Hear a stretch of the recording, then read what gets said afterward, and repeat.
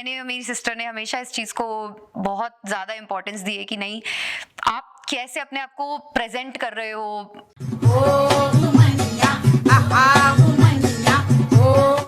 नमस्कार, आप देख रहे हैं ग्वालियर इम्पैक्ट और मैं हूं मिताली। कहते हैं कि हमारे ग्वालियर में टैलेंट्स की कोई कमी नहीं है। आए दिन कोई ना कोई टैलेंट्स ग्वालियर से निकलकर मुंबई पहुंचता है और वहां जाकर न सिर्फ ग्वालियर का बल्कि खुद का भी नाम रोशन करता है।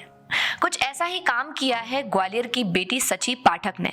तो आज वुमनिया के इस एपिसोड में मैं आपको मिलवाने जा रही हूँ ग्वालियर की बेटी सची पाठक से, जो कि पेशे से एक फॉरेंसिक एक्सपर्ट है और इसके साथ ही सिंगर और सॉन्ग राइटर भी हैं। और अब हाल ही में उनकी एक web series whistle blower release हुई है जिसमें वो एज एन एक्ट्रेस काम कर चुकी हैं। तो आइए मिलते हैं सची पाठक से और उनके इस फॉरेंसिक एक्सपर्ट से लेकर एक्टर बनने की जो सफ़र है, जो उनकी कहानी है, उसे अच्छे से जानते हैं। तो मेरे साथ आज मौजूद हैं सची पाठक, जो कि एक फॉरेंसिक एक्सपर्ट भी हैं, इसके साथ ही वो एक सिंगर भी है, सॉन्ग राइटर भी हैं और अब वो एक्टर भी हैं। तो सची से बात करते हैं और उनकी ये जो जर्नी रही है एक फॉरेंसिक एक्सपर्ट से लेकर के एक एक्टर बनने की, इसके बारे में जानते हैं। सची, क्या हाल है? एकदम बढ़िया, वेरी एक्साइटेड। आप लोग इतना प्रोत्साहन दे रहे हैं मुझे मेरे न्यू रिलीज के लिए, दैट इज़ ग्रेट। आपने बोला कि फॉरेंसिक एक्सपर्ट, आप लोगों को ऑलरेडी मैं बता चुकी हूँ, बट एक ये मेरे लिए बहुत बड़ा शिफ्ट रहा है मेरे करियर का, क्योंकि पहले फॉरेंसिक से सिंगिंग, सॉन्ग राइटिंग और अब एक्टिंग। तो ये काफ़ी एक्साइटिंग रहा है मेरा लास्ट 1.5 years। तो अभी तो डोपामिन लेवल्स आर एकदम ऑन द टॉप तो फीलिंग वेरी एक्सटैटिक। बिल्कुल बिल्कुल। सची, सबसे पहले ये बताइए कि आपने जो अपनी पढ़ाई है वो ग्वालियर से ही की थी? जी, मैंने अपना पूरी schooling Gwalior glory high school से करी है। फिर आफ्टर 12th मैंने bachelors and masters in forensic science किया फ्रॉम बॉम्बे एंड वहीं पर ही उसके बाद I started practising as a forensic expert and फिर आपको पता है, now I am a singer song writer. तो फॉरेंसिक साइंस ये फील्ड बहुत ही अलग है, जो कि सबसे अलग और सबसे ज़्यादा पेचीदा मानी जाती है, और एंटरटेनमेंट दोनों का दूर दूर तक एक दूसरे से कोई नाता नहीं। तो एक फॉरेंसिक एक्सपर्ट का एक एक्टिंग की तरफ रुख करना, ये कैसे हुआ? ये तो स्टार्ट बचपन से ही हो गया था। जब मैं छोटी थी, हमेशा से मैं चलते फिरते गाना गाती रहती थी, मुझे बहुत मजे आते थे। मेरे पेरेंट्स ने भी हमेशा इतना सपोर्ट किया कि हाँ, कॉम्पिटिशन्स में जाओ। तो I was always very active school में।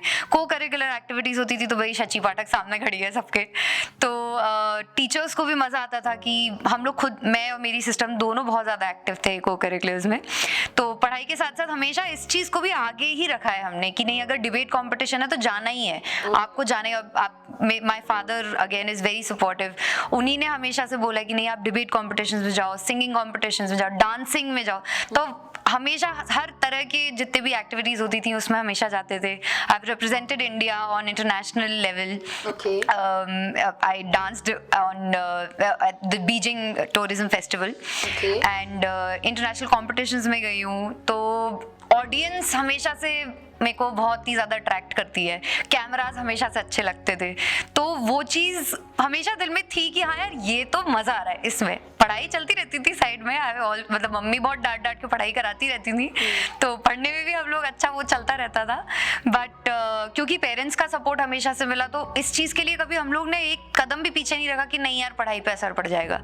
तो वो हमेशा साइड में रख के हम लोग ने, मैंने और मेरी सिस्टर ने हमेशा इस चीज़ को बहुत ज़्यादा इंपॉर्टेंस दी है कि नहीं, आप कैसे अपने आप को प्रेजेंट कर रहे हो क्राउड में, दैट मैटर्स अ लॉट। तो वो वहाँ से स्कूल की तरफ से जो कॉन्फिडेंस बढ़ा है कि आप स्टेज पे जाके परफॉर्म कर सकते हो, तो वो चीज़ हमेशा रही। फिर उसके बाद मैं कॉलेज में आई, तो कॉलेज में भी एनुअल फंक्शंस वगैरह होते थे, तो I used to perform, I used to sing और डांस। तो वो चीज़ टॉप तक रही मेरी। And then came a point जब after my masters my fiance said कि अरे शची, यू शुड कंसिडर, एक बार you are so good at singing, तो एक बार ट्राई तो करो, तुम्हें करना चाहिए, just try putting some covers on Instagram. तो मैंने इंस्टाग्राम से स्टार्ट किया ये सब। और बट साइड में मेरी फॉरेंसिक की प्रैक्टिस चली रही थी। तो बट मुझे ये रियलाइज हो गया कि यार, मैं पेन पेपर पकड़ के नहीं बैठ सकती हूँ अब। मैं, ये नहीं है, ये this is not what I want audience, I want people to see me. तो वो चीज़ मेरे को हमेशा से अट्रैक्ट कर रही है। तो दैट बहुत ग्रेजुअल स्विच हुआ है ये, from always wanting to be a singer और something just to be on the stage, तो वो वहां से लेके अब यहाँ तक का सफर लंबा है, 25 साल का है, बट ये धीरे धीरे स्विच हुआ है यहाँ से। तो सची, आपने बोला कि आपने फॉरेंसिक की जो पढ़ाई है वो आपने बॉम्बे से की थी, तो उस टाइम पे ही आपने ये एक्टिंग की और ये सिंगिंग की जो प्रैक्टिस थी वो स्टार्ट कर दी थी? मैंने बताया ना, मैं I am not a trained singer, मैं हमेशा बचपन से बस शौक किया गाती हूँ मैं, और मतलब जैसे अगर गाने सुन रहे हैं हम किसी के तो उससे सीख रहे हैं, या my father used to take me out for कवि सम्मेलन, तो वो राइटिंग का वहाँ से आ गया कि यार लोग कितना अच्छा लिखते हैं, कितना अच्छा सोचते हैं, और मेरे पापा बहुत अच्छा लिखते हैं खुद, ही इज़ राइटर हिमसेल्फ, तो वहीं से ही ये चीज़ आती रही कि नहीं यार ये this is very important, and लोग कैसे क्या सोचते हैं उससे उनकी क्या पर्सनैलिटी बनती है, तो उस चीज़ से और आगे प्रोत्साहन मिलता रहा कि नहीं यार I also should start writing, I also should सिंग, तो वो प्रैक्टिस करती रही मैं, कभी मैंने सीखा नहीं, कभी ये नहीं किया, तो ग्रेजुअली मेरी प्रैक्टिस भी अपने आप बढ़ती गई, बिकॉज मैं रुकी नहीं कभी भी, मुझे ऐसा नहीं लगता था कि नहीं यार अरे मैं तो बेकार हूँ, इसमें मुझे नहीं करना चाहिए, हमेशा से मेरे फैमिली, फ्रेंड्स, पेरेंट्स ने सपोर्ट किया, तो और आगे बढ़ते रहे। इंटरनेट ने डेफिनेटली बहुत मेरे को हेल्प किया है, बिकॉज मैं इंटरनेट पे इतने गाने सुनती थी, इतने कवर्स सुनती थी स्पेशली लोगों की, क्योंकि सिंगर्स जो इस्टेब्लिश सिंगर्स हैं वो तो अपना कर ही रहे हैं, बट जो मेरे जैसे लोग हैं जो आगे बढ़ना चाह रहे हैं वो कवर्स निकालते हैं पहले गानों के, तो उनसे सीखा कि वो क्या नया अपना एलिमेंट डालते हैं किसी भी गाने में, तो वहां से अपने एलिमेंट्स डालना शुरू किए, फिर खुद लिखना शुरू किया, तो दैट्स हाउ धीरे धीरे I am where I am, which is very small right now, but ये है। विसल ब्लोअर में सबसे पहले तो आप अपने रोल के बारे में बताइए और फिर ये रोल आपको कैसे मिला? डेफिनेटली, तो मेरी एक फ्रेंड है Umang Jaiswal, which I give a huge shout out to, वो इस वेब सीरीज में काम कर रही थी एज एन असिस्टेंट एडी। तो उसने मुझसे एक बार बोला था कि यार शची, मैं इस पे काम कर रही हूँ, और मुझे एक रोल दिखाई दे रहा है जो तुम्हें जिस चीज़ के लिए ऑडिशन करना चाहिए फॉर श्योर। तो मैंने पहले बोल दिया था अरे नहीं मैं क्या एक्टिंग करूंगी, छोड़ना यार ऐसे ऐसे करके, तो वो काफ़ी पीछे पड़ी थी, नहीं तू ऑडिशन तो कर दे, एक बार अपनी फ़ोटोज़ भेज दे मुझे, मैं आगे बढ़ा दूंगी। और लाइक ठीक है, तो मैंने अपनी फ़ोटोज़ भेजी, तो रिक्वायरमेंट्स आती हैं, कास्टिंग कॉल्स आते हैं उसके, तो I fit in the requirement, तो मेरा फिट हो गया, मेरे लुक्स, मेरा जो भी मेरा उनको पसंद आया। कास्टिंग छाबड़ा ने कास्ट करा था उन लोगों ने, मुकेश छाबड़ा अगर नाम पता हो आपको, बहुत बड़ा नाम है। तो हाँ, तो उनने फिर मेरी फोटोज देखी, दे वर लाइक अरे दिस तो fits the role. My role was for Dr. Shilpa. Dr. Shilpa was the protagonist's best friend. मतलब जो संकेत भदौरिया, जो लीड कैरेक्टर है, संकेत भदौरिया एंड प्रज्ञा, तो ये दोनों के बेस्ट फ्रेंड्स थे, दिनेश एंड शिल्पा। तो उस डॉक्टर शिल्पा के रोल के लिए फिर मेरा फिट हुआ, एंड देन उन लोगों ने बोला कि ठीक है आप ऑडिशन भेजो अपना, तो मेरा ऑडिशन टेप मंगाया गया, 2 बार मंगवाया था उन लोगों ने मुझसे, तो मैंने भेजा दोनों बार, and after I think like 20-25 days मेरे पास कॉल बैक आया उनकी तरफ से कि you been selected for this role, and I was like what, that is crazy, because मैं तो ऐसे ही कर दिया था, मेरी फ्रेंड ने बताया था कि हाँ एक ओपनिंग है, कास्टिंग कॉल आया है, तो then I got selected and that's how I got the role, but there is no stopping, आगे भी अगर मुझे मिलते रहेंगे प्रोजेक्ट्स तो I will definitely go for it. जब आप शूटिंग कर रहे थे इस वेब सीरीज की, तो शूटिंग के टाइम पे कई सारी ऐसी चीज़ें होती रहती हैं, लाइक कभी कभी सीरियस हो जाते हैं लोग, कभी फन में चलता है, तो आपके शूटिंग के टाइम पे ऐसा कौन सा कोई एक ऐसा वाकया था जो आपको हमेशा याद रहेगा? ओके, ये मेरे लिए like it's very close to my heart, क्योंकि मेरा एक उसमें सीन है वेब सीरीज में, 2nd एपिसोड में आएगा, आप ज़रूर देखिएगा, जिसमें I have to cry, I am going through a loss, and मेरे को ना हमेशा से I've always been very confident कि नहीं मुझे I know where I'm looking and all of that, तो जब मेरे को ये सीन बताया गया कि this is a very vulnerable state that Shilpa is in, like अपना पूरा इमोशंस बाहर निकालने हैं शिल्पा को, तो वो जब सीन आया तो मेरे डायरेक्टर ने मुझे साइड में लेके उन्होंने मुझे समझाया था कि Shilpa see this is the scene, आपको ये फील करना है। और जब और मैं I was so much into it, और मेरे डायरेक्टर इतने स्वीट है, मनोज पिल्लई सर, उनने मुझे इतने अच्छे से समझाया, और वो जब समझा रहे थे मुझे तभी रोना आ गया था। तो I was like oh my God, I don't know, and it was a very important scene. तो मुझे ये लग रहा था कि if I don't do this correctly, I don't know if I am gonna go forward with this acting career और not, but मैंने वो पॉइंट था, मैंने सोच लिया था कि ये अच्छे से ही करना है। और बिकॉज इमोशनल सीन्स होते हैं जब, तब आपको लोकेशन से, आपके सेट से ना सबको हटा दिया जाता है, सिर्फ डायरेक्टर बैठते हैं, सिनेमाटोग्राफर बैठते हैं, 1-2 एडी होंगे बस, दैट इज इट, और साउंड वाले पर्सन बैठते हैं। तो जब ये हुआ कि ठीक है, लाइट्स कैमरा एक्शन, जैसे उनने बोला एक्शन, तो I just took my time, 2-3 seconds I just took to just see कि भाई क्या हो रहा है, क्या सीन है, and I have to become doctor Shilpa now. And when I did it, it went on for like 5 minutes का पूरा एक वो एक्शन लिया था उन लोगों ने, उसमें से बाकी कट करके डेफिनेटली जो आया है वो आया है, बट पूरा जब वो सीन हम लोगों ने लिया, it came out well, and जब कट हुआ फाइनली, काफ़ी बढ़िया रोली थी मैं उसमें, मुझे लगता है like I drained my self out, but जैसे धीरे से डायरेक्टर ने बोला ओके गॉट इट कट, इतनी धीरे से बोला था उन्होंने वो सेट पे, और मैं एकदम ऐसे आंसू पोंछते हुए एकदम ऐसे साइड में मैं उठी, और मैंने जब डायरेक्टर को देखा तो director was crying, every single person in the room was crying because I cried, and वो मेरे दिमाग से वो सीन कभी हट ही नहीं सकता, because that was my first gig ever, first acting gig ever, and जब मैंने अपने डायरेक्टर को रोते हुए देखा, क्योंकि मैं रो रही थी, that was when I thought कि यार ये चाहिए ज़िंदगी में, ये देखना है मुझे, तो वो काफ़ी यादगार पल रहा है मेरे लिए। ओके तो सच्ची, ये तो खैर आपके एक्टिंग करियर की बात हो गई, अब बात करते हैं आपके सिंगिंग की। आपके जो अभी तक कितने सॉन्ग्स रिलीज हो चुके हैं? मेरे अभी तक ओरिजिनल 7 सॉन्ग्स सारे स्ट्रीमिंग प्लेटफॉर्म्स पे आ चुके हैं, जिसमें डेफिनेटली जिसमें से एक एल्बम है मंतरंग, वो मेरा पहला वर्क था, जब मैं सिर्फ एक्सपेरिमेंट कर रही थी, मुझे कुछ भी नहीं आता था उस वक्त, मतलब मुझे रिकॉर्ड भी नहीं करना आता था अपने गाने, बट फिर भी मैंने रिकॉर्ड किया, डाल दिया। बट अब धीरे धीरे जब समझ में आने लगी हैं चीज़ें, तो अब जो सॉन्ग्स निकल रहे हैं वो I consider my better work then ever, जितने भी मैंने निकाले हैं, तो 7 सॉन्ग्स आर आउट।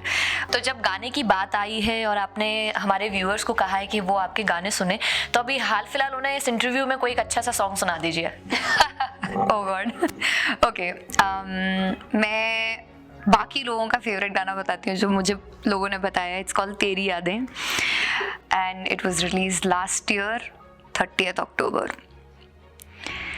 अजनबी से हुए बीते लम्हे, खत वो थे लिखे, तेरी याद में आओ कर ले बैठ के बातें, वो जो छिपाए रखे हो दिल के किसी कोने में,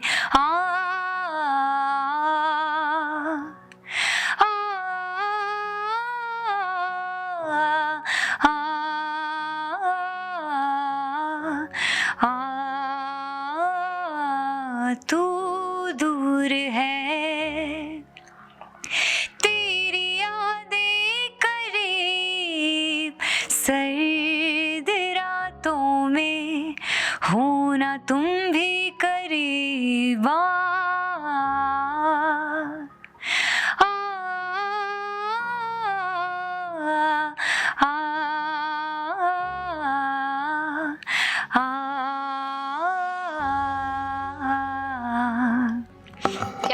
गाना सुनने के लिए स्ट्रीम इट ऑन स्पॉटिफाई। बहुत बढ़िया सची। और मुझे यहीं से दिख गया है कि हाँ, सची जो है वो आगे जाकर ग्वालियर का नाम एक्टिंग में और सिंगिंग में बहुत रोशन करने वाली। बहुत अच्छी आवाज है आपकी सची। Thank you. एंड आपने सीखा नहीं है ना? आई विश सीखा होता। मम्मी बड़े डंडे मार मार के बिठाती थी कि सीख लो बेटा, सर आए हैं, बट ऐसे मैं बचपन में 6 महीने सीख लिया होगा, ऐसे भागते दौड़ते इधर से खेलते कूदते, बट सीरियसली नहीं सीखा, बट आई वांट टू। वैसे कोई बता नहीं सकता, ना कोई बोल सकता है कि हाँ सची इतना अच्छा जो है वो बिना सीखे गा रही है। नहीं, आई रियली बिलीव कि मुझे सीख लेना चाहिए, क्योंकि सीखा हुआ इंसान क्लासिकल सिंगर अलग ही होता है। तो होपफुली डेफिनेटली सीखूंगी मैं। और एक और चीज़ है जो मेरे को अभी भी लगता है कि मुझे करनी चाहिए, वो दैट इज इंस्ट्रूमेंट सीखना चाहिए मुझे। ओके, तो इंस्ट्रूमेंट पे भी ध्यान देने वाली। यस। ओके, तो जी सिंगिंग की बात हो गई, एक्टिंग की बात हो गई, अब बात करते हैं forensic expert. As a forensic expert ये बहुत जिम्मेदारी वाला काम होता है, क्योंकि आपको हर एक एक छोटी छोटी चीज़ पे ध्यान देना होता है। तो आप जब क्राइम सीन पर जाते होंगे, तरह तरह की चीज़ें देखते होंगे, तो हाउ विल यू मतलब manage all the things, like कुछ केसेस ऐसे होते होंगे लाइक एक्सीडेंटल हुए, सुसाइडल केस हुए, तो वहाँ आप किस तरह से मैनेज करते हो अपने आप को, किस तरह से अपने आप को संभालते हो? मिताली, मैं आपको पहले बताना चाहूँगी कि इतना एक्साइटिंग फील्ड मैंने नहीं लिया था, क्योंकि इसके लिए अलग प्रोसेस होता है इधर इसमें घुसने का। मैंने काम किया है सबसे ज़्यादा handwriting, documentation, fingerprints, signature, document, basically anything related to paper. तभी मैं बोलती हूँ ना, पेपर पेन पे मैं नहीं काम कर सकती थी उस पर ज़्यादा। तो होता वो बहुत इंटरेस्टिंग था, बिकॉज लोगों के कच्चे चिट्ठे सामने आ जाते थे सारे, कैसे एक ही परिवार में लोग एक दूसरे का करने के लिए कोशिश करते थे। तो सब दिखाई देता था कि ओहो किसने क्या चीटिंग करी है।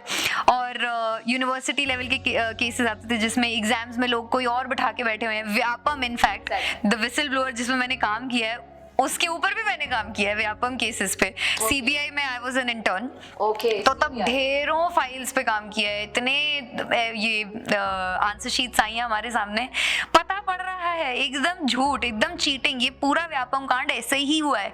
अनगिनत, मिताली मैं क्या बताऊं, अनगिनत ऐसे बड़ी बड़ी अलमारियां भरी पड़ी हैं पेपर्स से, सिर्फ व्यापम के केस पे। तो वो सारी चीजें हमेशा से बहुत एक्साइटिंग रही हैं कि ओ my God what is this. And fingerprint related cases होते थे, तो पता पड़ता था कि भाई लोग अच्छे नहीं हैं इस दुनिया में।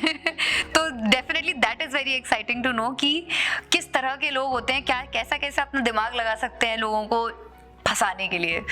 तो वो चीज़ें एक्साइटिंग रही हैं। बट मैं कभी क्राइम सीन पे नहीं गई, however I always wanted to. But हमने पढ़ाई ज़रूर इस चीज़ की करी है, हम लोगों ने ऐसे फेक क्राइम सीन्स बनाए हैं, उसके ऊपर जाके हम लोगों ने काम किया है। एंड हम लोगों को मास्टर्स में ऑटोप्सी के लिए भी लेके गए थे, क्योंकि you have to be okay with the body. या तो वो उस चीज़ वो जब दिखाया था वो भी बड़ा, I mean I wouldn't say exciting था, थोड़ा आई ओपनिंग था कि ओ माय गॉड ये होता है। तो forensics has always been very exciting. However, तो ये जो केस के बारे में आपने बात की 1 साल पहले जो आपने स्टार्ट किया था सॉल्व करना, तो ये केस जिस टाइम चल रहा था उसी टाइम पे विसल ब्लोअर जो सीरीज है उसकी शूटिंग चल रही थी? नहीं, विसल ब्लोअर की शूटिंग तो इसी ईयर हुई है, फरवरी में। आई थिंक मेरे पास कॉल आ गया था फाइनलाइज होने का, एंड मार्च में वी स्टार्टेड शूटिंग। तो मार्च से शूटिंग स्टार्ट हुई है और सितंबर नहीं एक्चुअली अक्टूबर में खत्म हुई है, क्योंकि बीच में कोविड का गैप आ गया था, हमारी पूरी टीम को कोविड हो गया था। तो because we were shooting in a hospital in Bhopal, तो और वो सब छुपाना था, तो वो भी अलग ही स्टोरी है, क्योंकि सबसे छुपाना था कि भाई व्यापम के ऊपर हम लोग शूट कर रहे हैं, तो छुप छुपा के सब कुछ हो रहा था। तो कहीं ना कहीं आई थिंक सेफ्टी वाज थोड़ा compromised, but thank God, touch wood, everybody is safe. तो इस वक्त शूटिंग तो फरवरी मार्च से लेके अक्टूबर तक हुई है। विसल ब्लोअर करके आपने क्या सीखा, आपको क्या सीखने को मिला इस सीरीज के थ्रू? इस सीरीज के थ्रू डेफिनेटली मुझे ये आई ओपनिंग लगा था। वैसे तो हम लोगों ने कितना पढ़ाया, ग्वालियर में तो कितना आया था व्यापम केस के बारे में, तो उससे डेफिनेटली मुझे ये लगा है कि यार लोगों की जिंदगी बहुत टफ है।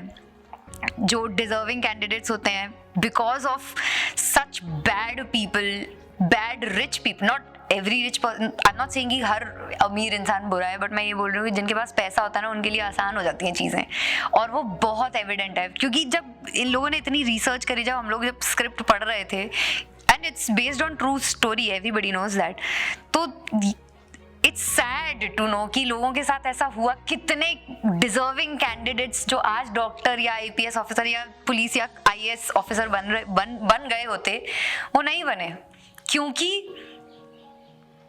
It's just so easy for rich people to just buy the rank. तो वो काफ़ी आई ओपनिंग था, जो आज से 7-8 साल पहले आई ओपन हो चुकी थी, पर बंद हो गई थी वापस से, बिकॉज लाइक हम लोगों को उतना फर्क नहीं पड़ता है ना, बिकॉज हमारे को अफेक्ट नहीं किया है वो चीज़, बट बिकॉज अब इस चीज़ को इतनी क्लोजली देख लिया है, तो डेफिनेटली मुझे लगता है कि यार लोगों को देखनी चाहिए सीरीज, लोगों को पता चलना चाहिए कि क्या हुआ है, कितना बड़ा कांड हुआ है इस देश में।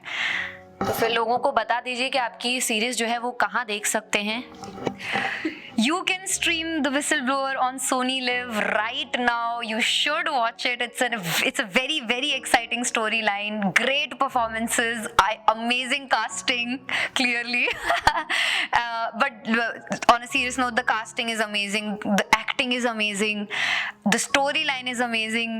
The music is amazing. Everything about it is amazing, and I think everybody should watch it, especially Madhya Pradesh के लोगों को देखनी चाहिए, because इतना बड़ा कांड हो गया देश में और किसी ने कुछ आवाज ही नहीं उठाई इस बारे में। कितने बड़े बड़े नाम आए थे इसमें, हाउएवर वो नाम लिए नहीं गए because of obvious reasons, but I think everybody should know what went down in history of India, and you all should watch it. Stream it on Sony live. तो बिल्कुल आप भी जरूर सोनी लिव पे जाके सची की जो वेब सीरीज है विसल ब्लोअर, जो कि व्यापम घोटाले पर आधारित है, उसे जरूर देखिएगा। And thank you so much Sachi हमसे बात करने के लिए और अपना वक्त हमें देने के लिए, and I wish you all the very best for your future projects. Thank you so much Mitali, thank you so much for reaching out, thank you Gwalior impact. आप लोगों ने मुझे इतना बड़ा प्लेटफॉर्म दिया अपनी बात रखने के लिए, आपने इंटरव्यू किया मुझे। हाउएवर आई थिंक मैं काफ़ी इस वक्त छोटे लेवल पे हूँ, but thank you so much, thank you so much. आप देखते रहिए ग्वालियर इम्पैक्ट। कैमरामैन रंजीत के साथ मैं हूँ मिताली। नमस्कार।